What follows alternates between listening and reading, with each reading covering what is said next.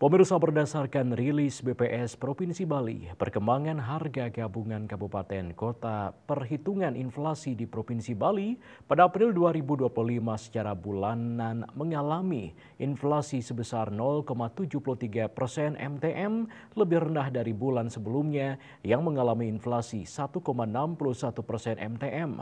Secara tahunan, inflasi Provinsi Bali meningkat menjadi 2,30% YoY dari 1,89% YoY pada Maret 2025 dan masih terjaga dalam rentang target 2,5 plus minus 1%. Kepala Perwakilan Bank Indonesia Provinsi Bali Erwin Suryadimaja mengatakan, inflasi bulan April 2025 di Provinsi Bali tetap terkendali, namun terdapat beberapa komoditas yang perlu mendapat perhatian karena mengalami peningkatan harga seperti komoditas bawang merah dan bawang putih. Untuk itu, ke depan tetap diperlukan penguatan pengendalian inflasi melalui kolaborasi, inovasi, dan sinergi Tim Pengendalian Inflasi Daerah TPID. Secara spasial, seluruh kota kabupaten IHK mengalami inflasi bulanan dan tahunan.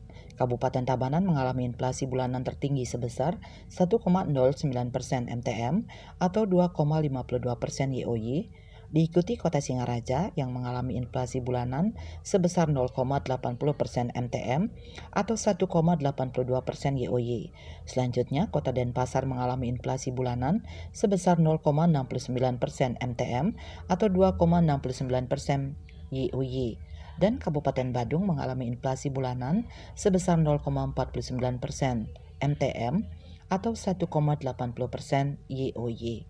Secara bulanan, inflasi di Provinsi Bali terutama disumbang oleh kelompok perumahan, air, listrik, dan bahan bakar rumah tangga, serta kelompok perawatan pribadi dan jasa lainnya, seiring dengan normalisasi tarif listrik dan peningkatan harga emas perhiasan.